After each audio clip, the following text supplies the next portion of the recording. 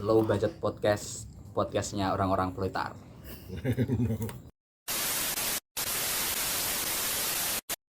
Halo teman-teman semua, kembali lagi di low budget podcast yang disingkat LBP. Pada kesempatan kali ini kita akan membicarakan perihal Islam progresif dan varian-variannya. Di sini kita sudah ada tamu, seorang peneliti gerakan Islam, ada Mas Alam. Nanti kita akan bicara perihal Islam progresif bersama beliau. Sebenarnya Islam progresif itu sendiri apa sih, Mas? Islam progresif ini mengacu pada satu gerakan keislaman. Artinya mereka berangkat dari penggalian atas ajaran normatif dan historis Islam untuk terlibat langsung dalam rancangan dan aksi yang bersifat progresif. Itu kira-kira umumnya begitu. Nah, terus kalau ngomongin Islam progresif sendiri, kan di Indonesia juga ada tuh kelompok Islam liberal yang mendaku progresif juga. Nah itu gimana sih perbedaannya gitu? Ini sebenarnya kita perlu jernihkan dulu istilah-istilah ini, karena memang kalau dia tidak dipahami dengan jernih akan timbul tumpang tindih seperti tadi. Untuk beberapa tahun lamanya kelompok liberal dari kalangan pemikir dan intelektual muslim di Indonesia maupun di seluruh dunia itu mengaku diri sebagai progresif, padahal yang mereka wacanakan hanyalah subordinasi ajaran Islam terhadap gagasan-gagasan liberalisme ekonomi, politik gitu ya, dan seterusnya. Dan ini sebenarnya sama sekali bukan agenda progresif gitu. Nah, kalau saya lihat pembedaannya ada pada di keberpihakan mereka gitu ya. Jadi kalau kelompok Islam liberal, kita pakai teori politik yang berkembang sekarang lah, mereka lebih banyak bersuara tentang persoalan identitas. Mereka mengusung pluralisme, mengusung multikulturalisme, kebebasan berekspresi dan seterusnya, tapi itu semua dalam rangka memuluskan demokrasi liberal. Makanya ketika di Indonesia saja misalnya mereka berhadapan dengan situasi yang mengharuskan mereka menunjukkan sikap dalam ekonomi politik, ya mereka menunjukkan sikap liberalnya. Kelompok yang menamakan diri Islam liberal itu misalnya pada suatu ketika, saya lupa tahun 2000 berapa ya, 2008 gitu ya, zaman SBY itu mereka memasang baliho mendukung pencabutan subsidi BBM. Nah, gitu. Itu kan artinya satu sikap yang sangat elitis dan memang menunjukkan bahwa apa yang mereka klaim sebagai progresif itu sebenarnya ya progresif dalam artian menunjukkan kemajuan gitu ya. Tapi kemajuan yang dimaksud hanyalah kemajuan yang sesuai dengan ide-ide liberal gitu. Nah, jadi distingsinya ada di situ. Ketika seorang seperti Muhammad Al-Fayad ya, Gus Fayad menuliskan bisa dibilang semacam manifesto Islam progresif, yang pertama beliau lakukan memang tadi menarik garis pembeda yang tegas antara kelompok Islam liberal yang sudah sekian lama menyebut diri sebagai progresif dengan Gus Fayad dan kelompoknya gitu. Dan mereka inilah yang secara konsisten masuk ke dalam isu-isu kelas yang memang itu berangkat dari tradisi Marxis, tradisi sosial kritis, dan keberpihakannya jelas pada kelompok kelas yang dalam bahasa Islam itu mustadafin gitu ya. Tapi kemudian mereka mencoba mengobjektifikasinya menjadi kelompok yang tertindas. Jadi keberpihakan itu yang paling utama gitu ya, dan sehingga analisis yang digunakan itu juga analisis yang berperspektif kelas gitu. Kalau seperti itu berarti kata progresif itu sendiri dalam Islam progresif itu kemudian dimaknai seperti apa, Mas? Kalau kita bicara Islam, dia dalam dirinya sudah punya cita-cita pembebasan gitu kan.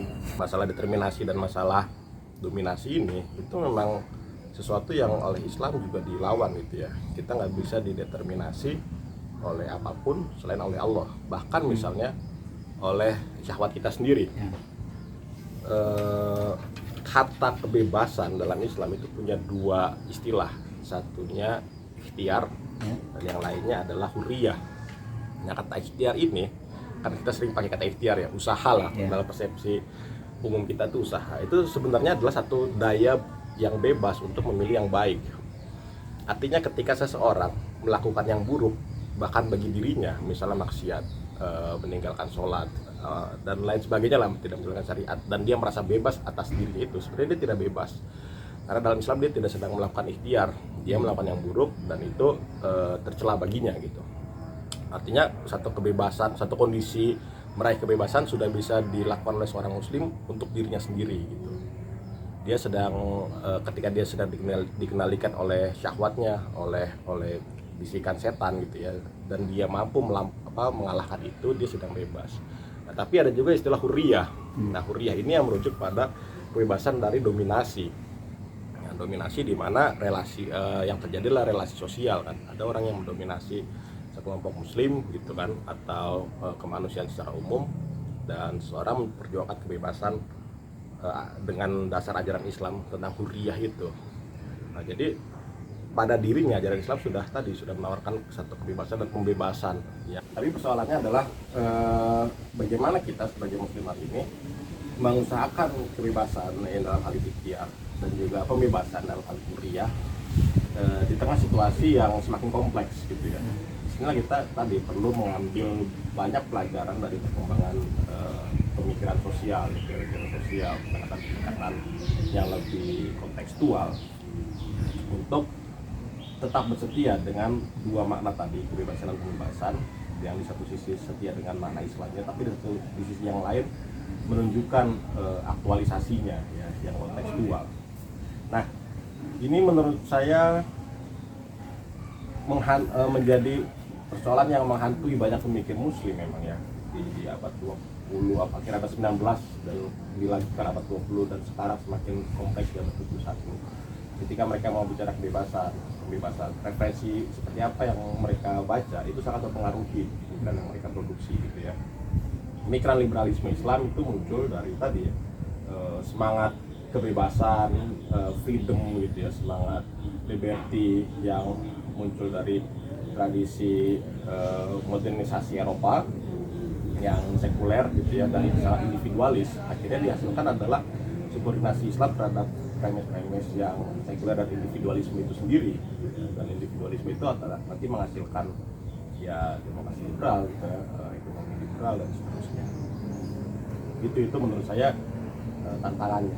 Jadi ketika kita membicara Islam progresif, dia sebagai satu konsep memang tampak masih kaku, tapi dia sebagai semangat karena kita tahu entitas yang kita hadapi yang multikultural, maka dia harus menunjukkan diri pada dimensi praksisnya gitu. Sekalipun masih mungkin secara metodologis, secara epistemologis masih mencari bentuk gitu ya. Karena tadi kalau salah-salah dia akan dipandang sebagai varian lain dari marxisme yang itu bisa jadi menurut sebagian orang juga belum progresif. Tapi dimensi praksisnya sangat jelas gitu, apalagi untuk Indonesia gitu kan. Mayoritas umat Islam, mayoritas masyarakat Indonesia ini umat Islam. Artinya masalah-masalah mayoritas rakyat itu pasti masalah umat juga. Nah itulah, kita berhadapan dengan kemiskinan, kita berhadapan dengan isu lingkungan, kita berhadapan dengan kelaparan dan seterusnya. Masih daftar yang begitu panjang ini ya seharusnya menjadi perhatian umat Islam gitu. Dan untuk mentransformasinya gitu ya, menuju kebebasan dan pembebasan yang hakiki yang sesuai Islam, analisis yang paling relevan ini memang analisis marxisme gitu ya, karena dia menyediakan pada kita satu rangka berpikir untuk mengetahui hakikat persoalan yang terjadi, ketidakadilan yang terjadi, dan semua ini diakibatkan oleh kapitalisme. Nah Mas, kemudian gimana sih caranya kita mendialogkan antara Islam dan Marxisme itu sendiri? Eksperimen untuk mendialogkan Islam dan Marxisme memang sudah banyak diberikan oleh para pemikir ya. Itu tadi kalau kita tarik rentangnya ya dari akhir abad 19 gitu ya, baik di Timur Tengah yang bisa dibilang pusat dari kebudayaan atau peradaban Islam gitu ya, atau setidaknya menjadi kiblat lah sampai sekarang gitu ya, bagaimana pemikiran Islam itu yang terjadi di sana pasti berpengaruh ke wilayah-wilayah lain termasuk Indonesia maupun di tingkat nasional gitu ya. Kita tahu ada Pak Cokro Aminoto gitu ya yang mendialogkan Islam dan sosialisme, ada Haji Misbah yang mendialogkan Islam dan komunisme dan sebagainya. Bahkan kalau kita lihat sebelum kapitalisme itu dinormalisasi oleh Orde Baru gitu ya, dan unsur-unsur progresif itu dibantai oleh mereka, hampir seluruh semangat kekuatan politik Islam, terutama yang besar saat itu, Masyumi, NU, PSII, Syarikat Islam gitu ya, itu sedikit banyak dalam tulisan-tulisan intelektual mereka memasukkan agenda-agenda sosialisme, baik tersirat maupun tersurat. Buya Hamka misalnya begitu kagum dengan kelas-kelas Islam dan sosialisme Cokro, dan beliau tulis di Islam Revolusi dan apa itu saya lupa judulnya, bagaimana Marxisme ini benar-benar membantu kita untuk menganalisis persoalan kapitalisme, akumulasi modal dan seterusnya. Karena ya tradisi Islam klasik tidak banyak berbicara tentang hal itu, walaupun tentu dasar-dasar normatifnya jelas tersedia, bagaimana kita harus menegakkan keadilan, ya kan, membagi rata seluruh harta supaya harta tidak berputar di kalangan tertentu saja. Nah itu yang menjadi dasar normatif ya, yang memandu kita untuk berdialog dengan perkembangan teoritis dalam Marxisme itu sendiri. Nah kalau ngomongin soal Islam progresif dan Islam itu sendiri Mas, Islam kiri maksudnya, itu kenapa kemudian wacana ini itu kurang banyak dibicarakan sama masyarakat? Terus juga apa sih bedanya Islam progresif, Islam kiri dengan misal gerakan-gerakan lain kayak misal dari Muhammadiyah dan NU gitu? Itu bedanya di mana gitu Mas? Orde Baru itu kan menormalisasi kapitalisme lewat segala perangkat yang mereka miliki ya. Bukan hanya lewat senjata, tapi juga lewat pendidikan gitu. Dan rasanya semenjak itu ya orang mulai meninggalkan tradisi kritis, sosial kritis, ekonomi kritis dan seterusnya, karena menganggap apa yang disediakan oleh Orde Baru ya, pemilikan ekonomi yang dikonstruksi oleh mafia Barclay misalnya, atau pemilikan politik yang sangat berorientasi Parsonian gitu ya, maksudnya modernisasi dari terima sosial Amerika, itu dianggap normal kan. Dan mereka termasuk yang kelompok muslim yang saat itu mulai tumbuh secara kuantitas sebagai kelompok pendidik gitu ya, yang menganggap itu hal yang normal dan peran mereka hanyalah terlibat di dalamnya gitu. Makanya dulu ada isu teologi pembangunan gitu ya, ada teologi macam-macam lah itu ya, atau yang di bidang-bidang apa, mereka yang belajar di bidang sains teknologi itu ingin menjadi teknokrat karena sosok idealnya kan Pak Habibie dia sosok yang soleh gitu kan, tapi juga menjadi teknokrat yang terlibat dalam pembangunan itu. Nah kita meninggalkan tradisi itu sudah sekian lama, baru di tahun-tahun 80-an ya, ketika kelompok muslim, kelompok santri itu mulai sadar ada yang salah pada Orde Baru. Baru saat itu terjadi semacam upaya mengakses gagasan-gagasan kritis yang berkembang di luar, terutama ya di Timur Tengah atau di Asia Tengah gitu ya, Iran kayak Ali Syariati, buku yang diterjemahkan oleh mereka saat itu, atau Hasan Hanafi dan sebagainya, mulai ada akses ke sana gitu. Karena memang saat itu di sana juga mereka sedang berhadapan dengan persoalan yang mirip-mirip lah dengan Indonesia. Ada otoritarianisme, ada semangat sosialisme yang jatuhnya malah menjadi fasisme ya. Ada penetrasi kapitalisme kecilan lewat industri minyak dan sebagainya. Mereka berhadapan dengan persoalan itu juga, sehingga para pemikirnya ya mencurahkan seluruh kemampuan mereka dalam mengakses Islam dan perkembangan pemikiran Marxisme, dan menghasilkan variasi yang begitu beragam gitu ya. Syariati misalnya mengambil pandangan-pandangan materialisme dialektis gitu untuk membaca, untuk menganalisis strategi revolusioner masyarakat di Iran. Terus ada Hasan Hanafi memperkenalkan pada kita istilah Islam gitu kan, akibat diri dan sebagainya. Pemikir-pemikir masa itu yang tadi mencoba berkutat dengan dasar-dasar dan Marxisme. Nah itulah yang kemudian baru di tahun 80 dan 90-an itu masuk ke Indonesia, walaupun ekspresinya masih dalam bentuk karena waktu itu mungkin situasi Orde Baru tidak memungkinkan kita bisa lebih terang-terangan bebas gitu ya. Ya, situasinya masih dalam bentuk NGO, LSM dan seterusnya gitu ya. Tapi itu saja sudah merupakan satu titik awal lah ya, munculnya kesadaran gitu, sudah kritis untuk terus bergulat dengan wacana ini gitu, dengan wacana Islam dan sosial kritis dan Marxisme untuk dalam rangka menghadapi kapitalisme. Nah, untuk yang kedua, istilah-istilah lain yang dimunculkan berbasis ormas misalnya ya, seperti Islam berkemajuan dari Muhammadiyah, Islam Nusantara dari NU. Ini kan kalau kita lacak kemunculan wacananya, dia muncul ini perlu riset lebih jauh tentu saja ya, tapi saya dari pembacaan saya secara singkat itu muncul dalam rangka peneguhan identitas Muslim Indonesia di tengah penetrasi kelompok-kelompok yang menurut mereka kurang Indonesia gitu, kurang mengakar lah dalam kesadaran Muslim Indonesia. Kalau Islam progresif dimunculkan juga di tengah wacana yang makin beragam ini, ya tantangannya tadi dia harus punya dasar epistemologis yang tegas gitu ya, dan keberpihakan yang juga jelas. Jangan sampai dia malah jatuh kepada tadi penegasan identitas baru. Akhirnya kita malah berhadapan dengan pilihan yang semakin banyak gitu. Ada Islam progresif, Islam Nusantara, Islam berkemajuan. Tadi ya berkemajuan itu ya bahasa Inggrisnya progresif gitu kan.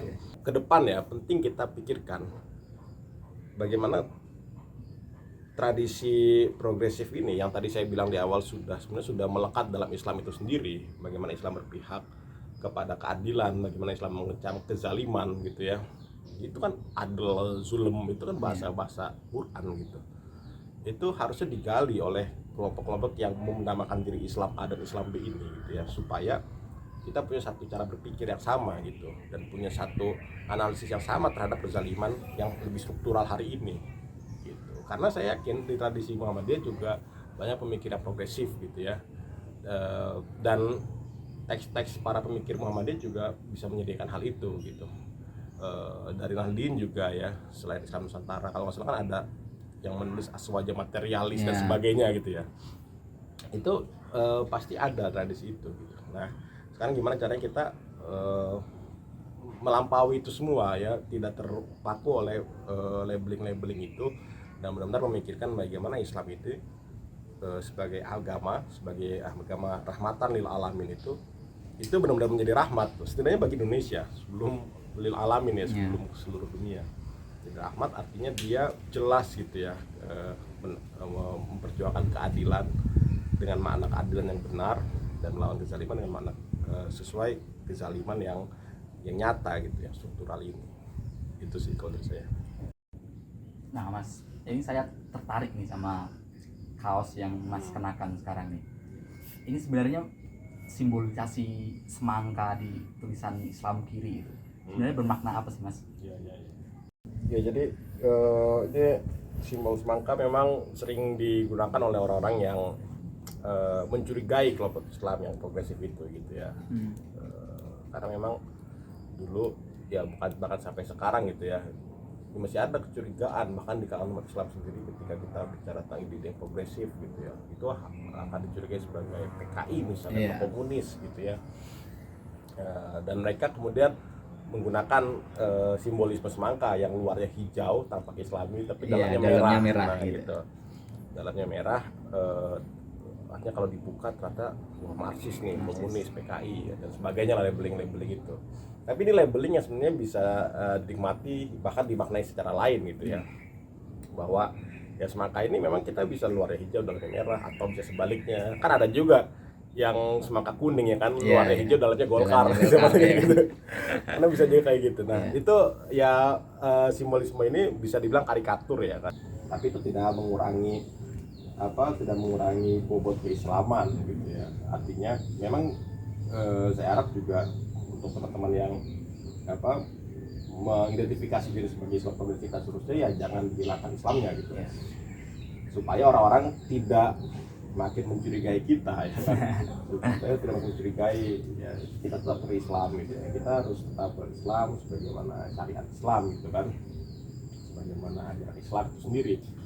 Tapi di saat yang bersamaan isi pikiran kita sudah banyak dipenuhi oleh gagasan yang lebih progresif gitu ya, yang lebih teoritis, yang itu membantu kita toh pada akhirnya ya